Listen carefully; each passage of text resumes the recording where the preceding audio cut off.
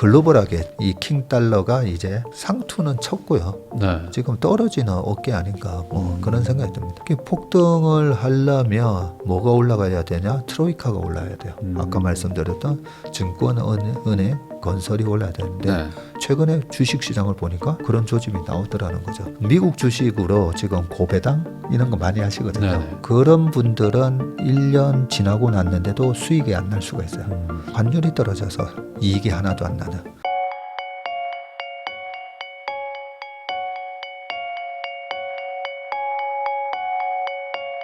새슬리 투자자문의 박세익 대표님하고 이야기 나누고 있는데요. 그러면은 이제 전반적인 뭐 그 시장의 어떤 분위기 이런 것도 한번 여쭤볼 겸 해가지고 지금 환율 많이 내려가고 있는데 이 부분은 뭐 크게 신경 쓸 건 아닌가요? 환율이 많이 내려갈 듯 했다가 또 막 네. 올라가고 이러면서 1,400원대에서 지금 왔다 갔다 하는데 우리가 보면 주식 투자가 보면 지지와 저항이라는 그 차트 용어가 있는데요. 올라가는데 뭔가 이렇게 막히는 구간을 우리가 저항이라고 그러고 네. 그죠? 떨어졌을 때 저 같은 경우에는 PBR 0.9, 0.85, 0.8 정도까지 떨어지면 엄청난 거기서 이제 매수세가 들어오면서 강력한 지지가 되거든요. 우리나라 2,100포인트, 2,200은 강력한 이제 지지가 된다. 네, 그렇게 볼 수가 있는데 그래서 이 환율 차트를 제가 좀 보면 1,400원대가 하나의 약간은 지지 라인이 돼 있어요.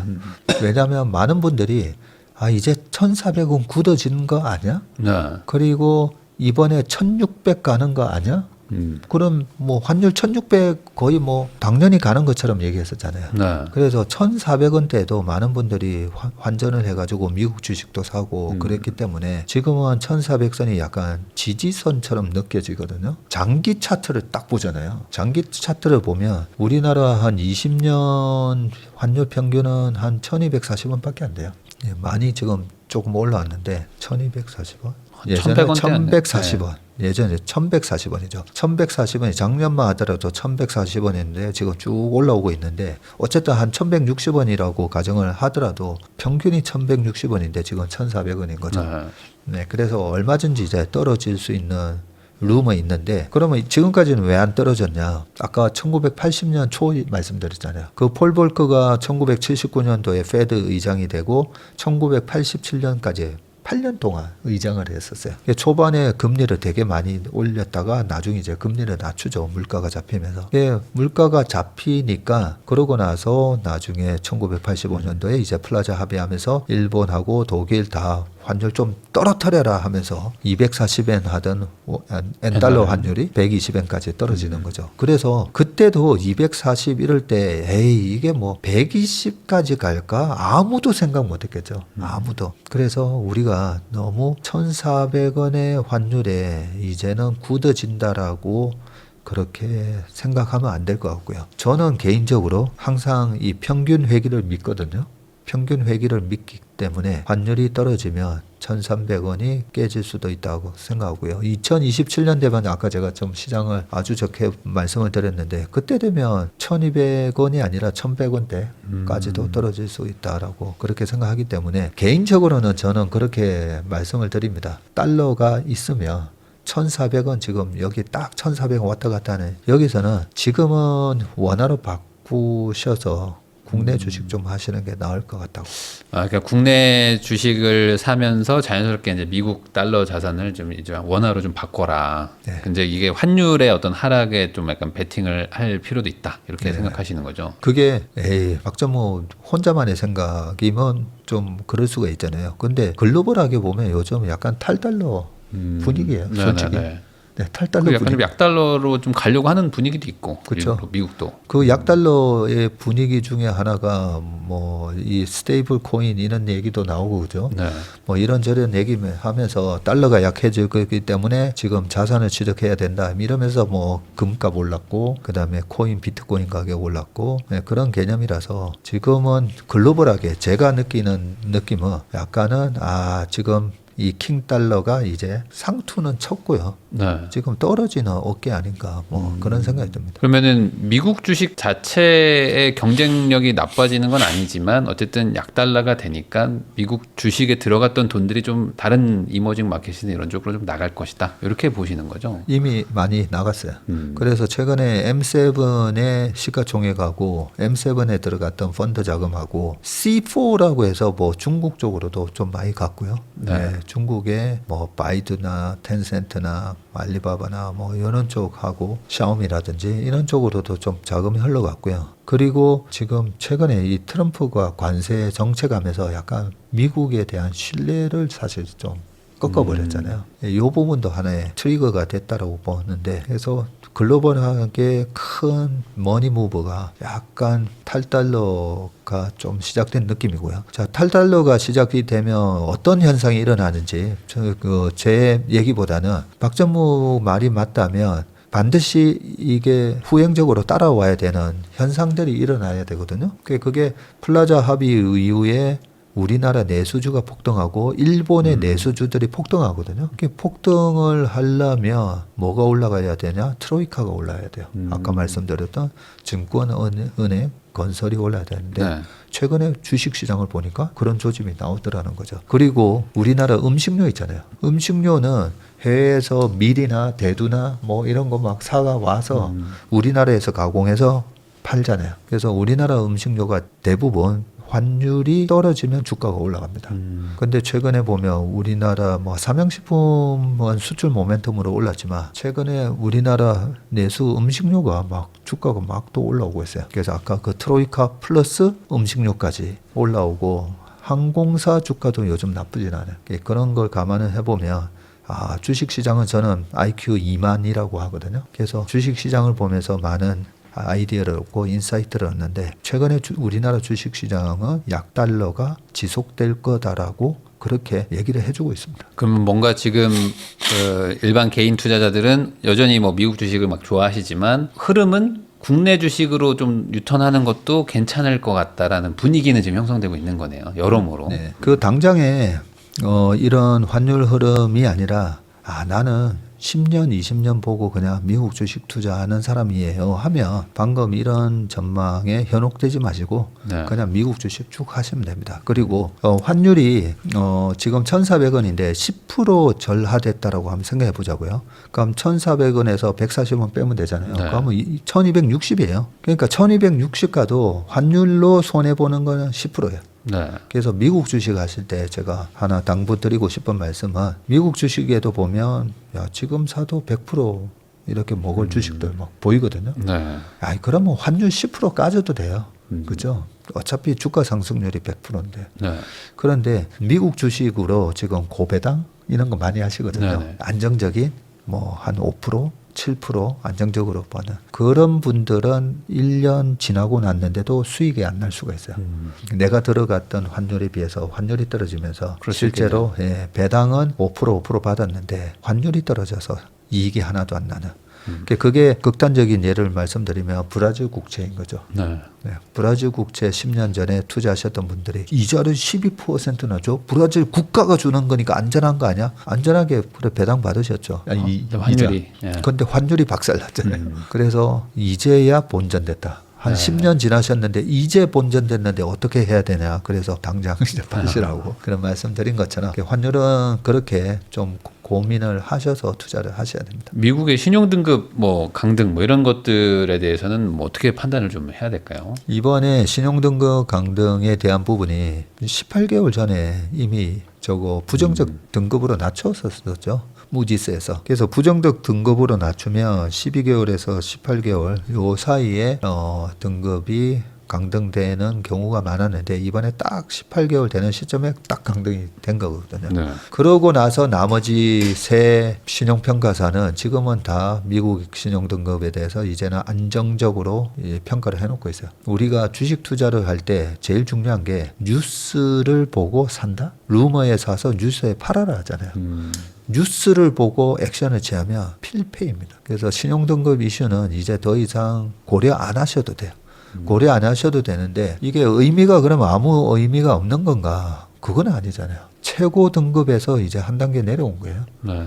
그래서 그거는 아까 달러가 이상하게 약간 글로벌하게 빅머니들이 탈달러로 지금 진행되는 것 같은데 이런 느낌을 줬다고 하잖아요. 그런 거하고 다 맞물리는 거예요. 신용등급 하락 이런 부분들도. 왜 신용등급을 하락했겠습니까? 그죠? 올해 EQ나 요까지는 약간의 미국의 경제가 트럼프의 관세 정책에 대한 불확실성 때문에 약간 둔화돼서 나올 수가 있거든요. 그래서 환율 결정 이론 중에 가장 크게 영향을 미치는 것 중에 하나가 그 나라의 경제 성장률이에요. 네, 경제 성장률이 아주 좋았던 2004, 5, 6, 7년대에 중국이 GDP 성장률이 10%가 넘었거든요. 네. 그때는 위안화 강세 또 우리나라 원화 강세였어요. 달러보다는. 그래서 미국의 경제가 지금 트럼프의 관세 정책이 저게 빨리 매듭이 되지 않고 질질 끌게 되면 그러면 달러 가치가 좀 더 가파르게 떨어질 수도 있습니다. 그 신용 등급 강등된 게 그 부채가 너무 많아서 뭐 이거로도 원인을 봐야 되는 거죠. 그럼 이 부채 문제가 해결이 되는 건가요? 이거 어떻게 봐야 하나요? 해결은 불가능하죠. 그럼 어떻게 이게 좀 완화돼서 그냥 되게 봉합이 될까요? 지금 계속 뭐 부채 너무 많다, 대출 못 갚는다 뭐 이런 얘기 하고 있으니. 네. 근데 그게 어제 오늘의 얘기가 아니라 지금 벌써 한 네. 30년 내내 부채 얘기가 있었고요. 1971년도에 닉슨 쇼크라고 있었잖아요. 그때 프랑스, 독일 딱 가만히 봤더니 야, 미국 달러로 하면 금을 얼마 이렇게 내준다라고 금태환으로 해서 우리가 브레튼 우즈 체제 때 다 약속을 한 건데 쟤네들 지금 달러 막 찍어내는 거 보니까 금으로 조금 못 바꿔줄 것 같은데 그래서 달러 갖다 주고 금 내나 했었는데 못 준다. 배째라 한 거죠. 그러고 나서 그때 당시에 신문 기사를 읽어보면요. 달러 패권이 이제 끝났다. 네. 뭐 그런 얘기가 있었는데 안 끝났잖아요. 네. 그런 것처럼 지금 미국 부채 때문에 미국의 패권이 흔들리거나 뭐 달러가 폭락하거나 뭐 그러지는 않을 겁니다. 단지 이 부채를 어떻게 해결할까 해서 약간 최근에 좀 의심스러운 조짐 중에 하나가 CBDC라고 그죠? 중앙은행이 만드는 코인 이런 것들. 실제로 제가 미국의 여러 연구기관이나 이런 데서 듣기로는 준비하고 있더라고요. 연준에서도 준비하고 그런데 미국 정부가 뭐 1조 달러 코인 이런 것도 얘기했잖아요. 트럼프가 1조 달러 코인. 그러면 지금까지는 1조 달러를 미국 정부가 만들기 위해서는 채권을 찍어야 되고 네. 그러면서 이자를 줬어야 되는데 코인은 그냥 지네가 만드는 그렇죠. 거예요. 지네가 발행해서 야 이거 1조 달러니까 사 하면서 저절로 만들어내는 거기 때문에 요즘 조짐은 이거 트럼프 정부에서 정부가 이 소위 말해서 이거 달러랑 똑같이 연동되는 스테이블한 거예요 하면서 이 스테이블 코인을 자꾸만 만들어낼 것 같거든요. 그러면 우리 같은 이제 부동산이나 주식에 투자하는 분들은 여기서 어떻게 생각하셔야 되냐면 저는 이놈들 또 달러 찍네. 그동안은 채권으로 달러를 찍었는데 코인이라는 형태로 해가지고 스테이블이잖아요. 네. 소위 말해서 이걸 우리가 페그라고 하는데 홍콩이 옛날에 달러랑 페그 됐다는 걸로 홍콩 달러의 신뢰를 만들어냈다면 이거 패급이니까 걱정 안 하셔도 된다고나 하는데 따지고 보면 그만큼 또 달러 찍어내는 거예요. 네. 그러면 어떻게 됩니까? 또 인플레이션이에요.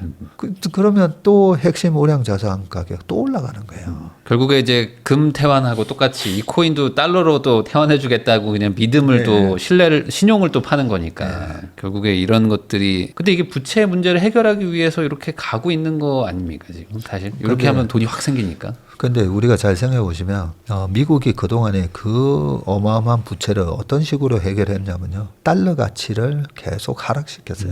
우리가 물가 상승 이거는 초등학교 때도 배웠잖아요. 물가가 상승을 하면 채권자하고 채무자 어디가 유리한가요? 제가 100만 원을 빌렸어요. 100만 원 빌리고 10년 뒤에 갚을게요. 네. 그리고 1% 이자 주고 10년 뒤에 물가가 올라가면서 결국은 채권자가 불리해지는 그렇죠. 돈 가치가 떨어지니까. 그렇죠. 그러면 누가 유리하죠? 돈 빌린 사람이 유리하잖아요. 네. 그래서 제가 미국을 그동안에 이 금융시장에 종사하면서 보면서 참 해도 너무한다 이런 생각을 한 게 그렇게 뭐 코로나 위기 그다음에 2008년 금융위기 아니면 남유럽 위기 그런 걸 명분으로 얘네들이 돈을 찍어내요. 구제금융 좀 필요합니다. 돈 찍어서 IMF, 월드뱅크에 주고 걔네들이 또 투자를 해주고 하는 형식으로 구제해주는 형식으로 돈을 찍어내는데 그렇게 돈을 찍어내면서 돈의 가치를 떨어뜨리나 물가 상승이 일어나게 되고 그러면 미국이 전 세계에서 가장 큰 채무잖아요. 그러니까 지네들이 갚아야 될 돈이 1조 달러였는데 방금 이제 100만 원으로 제가 말씀드렸는데 10년 지났을 때 이 100만 원이나 1조나 네. 가치가 떨어지잖아요. 다 확 떨어지죠. 그래서 실제로는 미국이 옛날에 빌렸던 10년 전에 찍어냈던 국채가 지금 만기돼서 돌아올 때 갚는 돈의 실질 가치는 사실은 채무가 줄어져 있어요. 네. 저는 그걸 보면서 쟤네들이 기축통화국이다 보니까 돈을 찍어서도 갚기도 하지만 물가 상승을 야기시켜서 결국은 걔네들의 실질 채무를 감소시켜 왔다 이렇게 생각을 합니다. 이거는 아마 뭐 형태가 달라질 뿐이지 계속 일어날 것이고 그러면 결국엔 어떤 뭐 실물 자산이든 뭐 이런 자산들의 가격 상승은 뭐 어쩔 수 없다. 필연적이다. 그래서 이 부동산 제가 한 번씩 보거든요. 네. 볼 때마다 이런 얘기 많이 하죠. 우리나라 가계부채 폭탄. 근데 제가 이 부분에 대해서는 악플을 제가 감수하고도 늘 말씀드리는데 우리나라의 가계부채의 70%는 부동산 대출이에요. 그죠? 네. 부동산 대출인데 저는 잘했다는 거죠. 왜냐하면 이렇게 미국, 유럽, 일본 기축통화국들이 돈을 찍어내면서 물가가 계속 올라가게 돼 있어요. 그래서 우리나라 부동산이 반토막이 난다? 물론 수요보다 공급이 많은 미분양이 넘쳐 흐르는 그런 지방 도시의 몇 군데는 못 오를 수가 있죠. 가격이 빠진 게 못 오를 겁니다. 네, 그럴 수는 있는데, 근데 글로벌하게도 보면 이 부동산은 대도시는 계속 잘 됐잖아요. 보면 런던이든 뭐 파리든 뉴욕이든 대도시 집값은 안 빠집니다. 그러면 그 대도시에 사시면서 우리나라 개인 투자가 분들이 저는 그렇게 대출을 해서 부동산을 사신 분들이 이때까지 위너였잖아요. 왜 위너였냐면 방금 제가 말씀드렸던 그 원리대로 계속 실질 채무를 떨어뜨리기 위해서 물가 상승을 유발시키거든요. 그걸 우리 사탐 뭐 이런 여러 가지 교과서에는 우리가 세뇌되어 있어요. 디플레이션은 나쁜 거고 인플레이션은 좋은 거다. 그렇게 배웠잖아요. 네네. 디플레이션이 되면 경제가 망가지고 인플레이션이 돼야 경제가 잘 돌아간다. 일부는 맞는 얘기지만 우리가 그렇게 세뇌되어 있거든요. 당연히 인플레이션을 받아들이라는 거죠. 받아들이는데 우리의 노동소득이라고는 월급이 인플레이션만큼 안 오르잖아요. 네. 안 오르기 때문에 그거 아무리 월급에다가 받아가지고 은행에 넣어놔봐야 쟤네들이 찍어내는 돈의 양이 훨씬 더 크기 때문에 인플레이션이 우리 월급의 상승률보다 훨씬 빠르게 올라갑니다. 거기에 자산을 안 사놓고 자산 가격이 여기서 반토막 날 거야 라고 얘기하는 게 그 자산은 핵심 자산이죠. 많은 사람들이 갖고 싶어하는 자산. 그런 자산은 안 빠집니다. 금값도 그렇고 집값도 그렇고. 그래서 부동산 관련된 유튜브 볼 때마다 보면 넘버 1, 2, 3 우리 정 대표님 빼고는 다 비관론자시잖아요. 뭐 그런 얘기들이 요즘에 많이들 보시죠. 예. 빠지길 또 바라시는 분들도 많고. 예. 그래서 저는 그게 어떻게 보면 집에 대한 투자를 안 하신 분들이 마음의 위안을 얻기는 참 좋은 프로인 것 같아요. 보는데 근데 그분들이 10년 동안 얘기하신 대로 부동산 시장이 흘러갔느냐? 안 갔잖아요. 그래서 저는 이런 얘기를 계속 말씀을 드립니다. 이 인플레이션은 미국이 기축통화국의 지위를 유지하고 있는 한 걔네들이 그 어마어마한 부채를 갖고 있는 동안은 원하는 대로 집값은 안 빠질 겁니다.